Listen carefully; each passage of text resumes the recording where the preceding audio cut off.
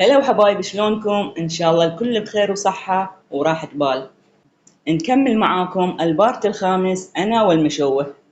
بس قبل لا نبدأ يا ليت تشتركون بالقناة وتحطوا لي لايك حتى يوصلكم كل جديد. يلا نبدأ على بركة الله وبسم الله.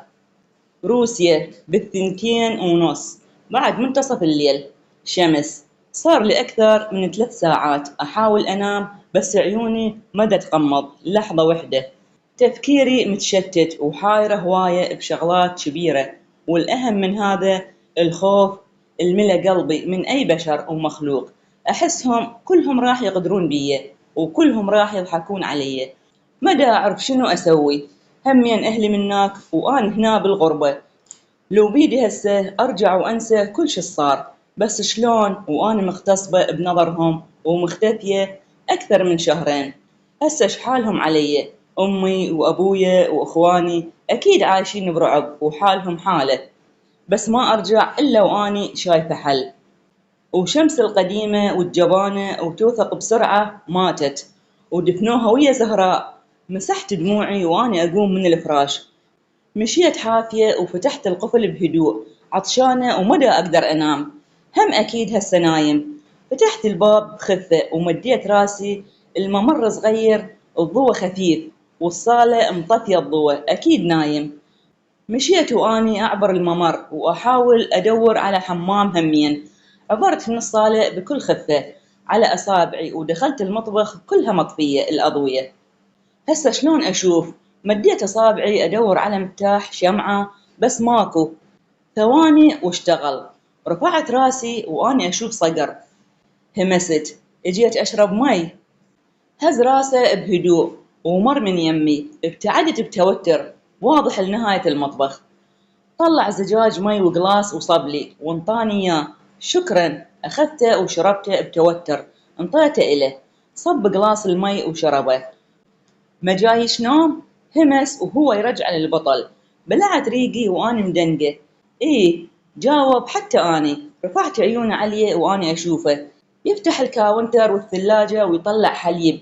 فتح الغلاية وطلع بن قهوة وكوب. أباوع عليه وهو يشتغل. بيشي يجذب هدوءه ورجوليته وحتى جسمه يجذبن النظر، بس أكو شي ثاني بشخصيته. بودك ما تشيل عيونك عليه، وأنا أعرف ليش الإنسان مو كامل. يعني كل هالشخصية والجمال بس وجهه نص محترق. رفع كوب الحليب بوجهي.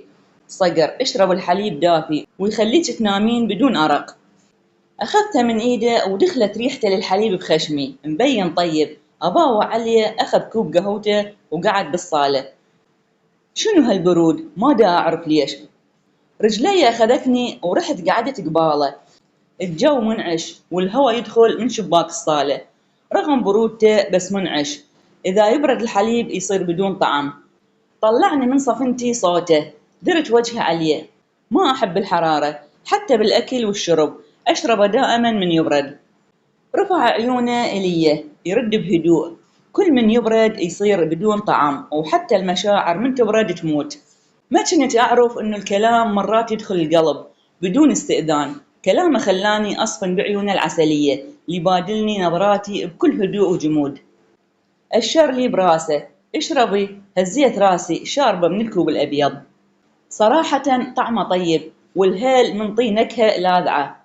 أتذكر أمي كانت تسوي لي حليب بالليل قبل النوم وتصعده إلي لغرفتي، وبالقوة أشربه لأن ما أحبه، وهي تظل تلح علي واشربيه ومفيد إلك.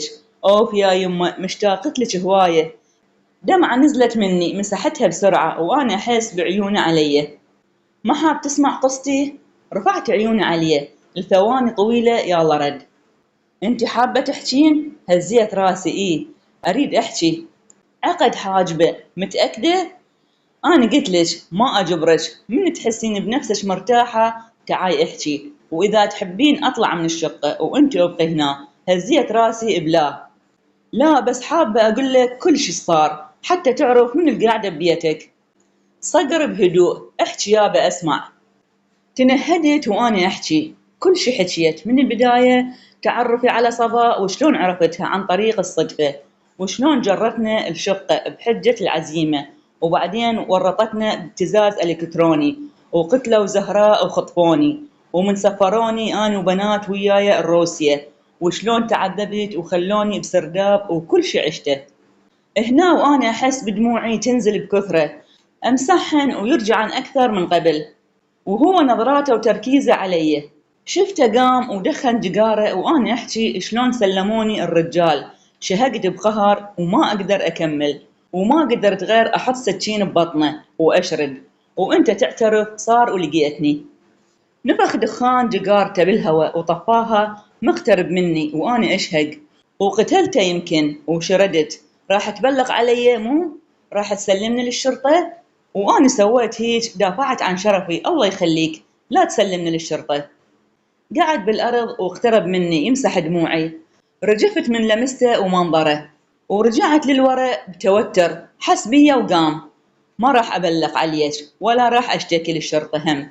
أنت دافعتي على شرفك وهم أكلوش. صدقي لو كنت أنا هناك كان فصلت راسه عن جسمه. هذولي ما عندهم غيرة ولا حرام، قتلهم حلال، لأن اللي يدنس شرف بنية عقاب الموت. يعني ما راح تبلغ علي؟ هز راسه بلا. أبلغ على نفسي وما أبلغ عليك. اطمئني ونامي بسلام.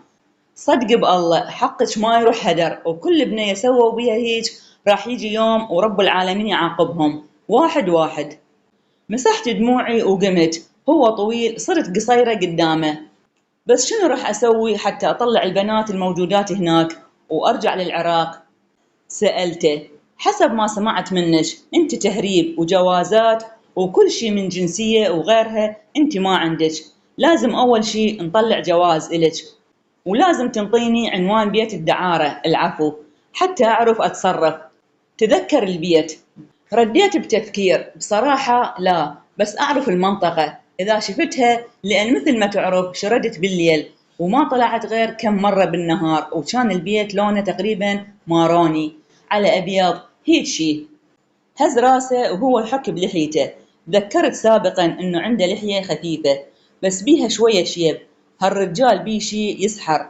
هسه روحي نامي اتأخر الوقت، وباكر نحكي ونشوف شو نسوي. وهم أروح للسفارة العراقية وبروسيا على مود أطلع إليش جواز وأشوف شلون أندل البيت. شرح إلي بهدوء. هزيت راسي وأنا أحس بالفرحة والأمل انزرع بقلبي مرة ثانية. يعني راح أرجع للعراق وراح أشوف أهلي مرة ثانية وهم أساعد البنات وأطلعهن. حسيت صقر إجاني هدية من رب العالمين. ضلينا شوية نحكي ونشوف شو نسوي، وآخر شي دخلت نمت من التعب.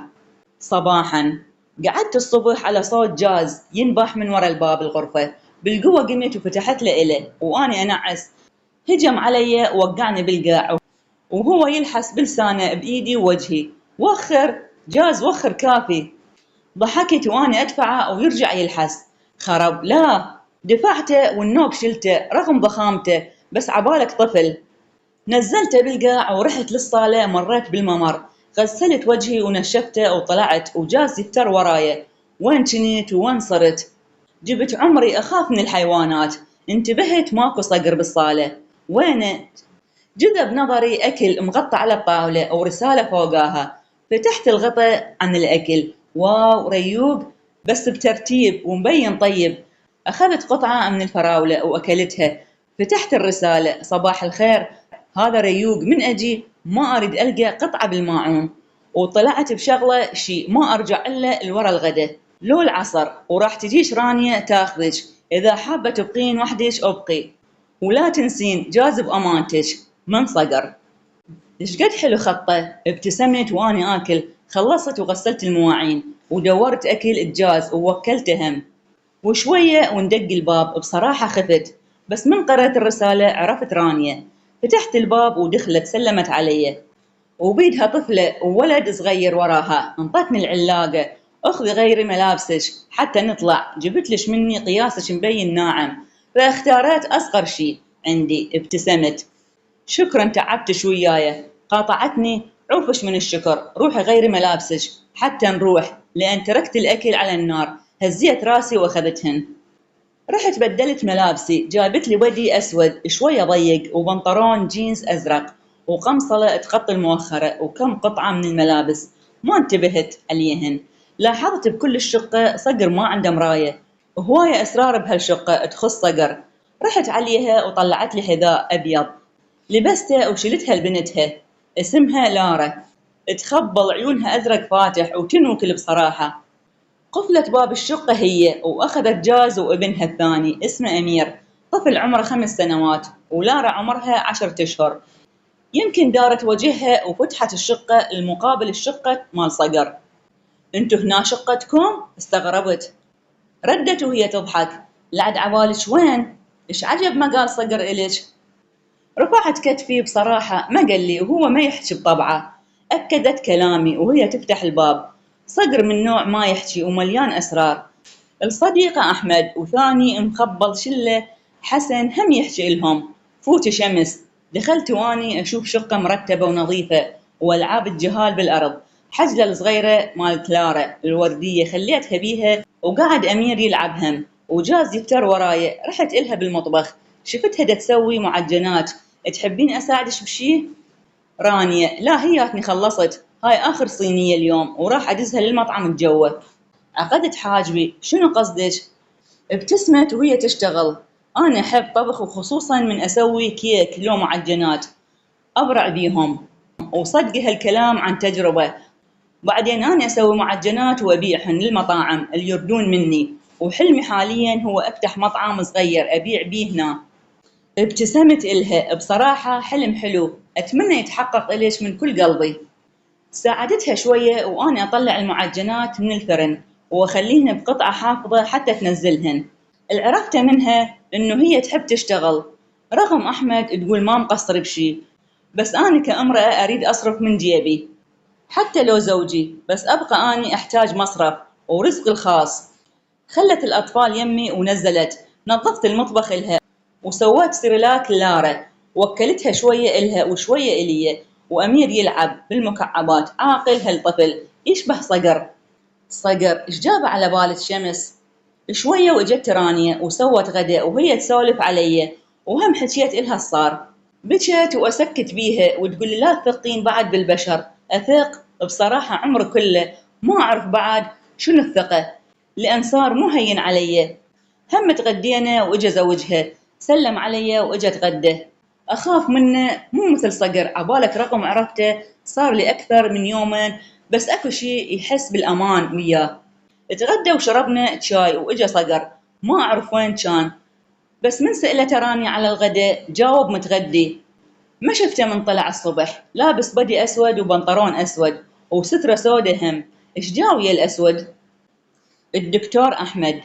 اليوم موعد الفحص، جاهزة شمس؟ عقدت حاجبي وأنا أرد: فحص شنو؟ ردت رانيا وهي تغمز: فحص مجرد روتين على مود صحتك. فتحت عيوني وأنا أفهم كلامها، على مود الاغتصاب. عبالهم ما أعرف، فحص عادي بنتي، مجرد نطمئن على صحتك.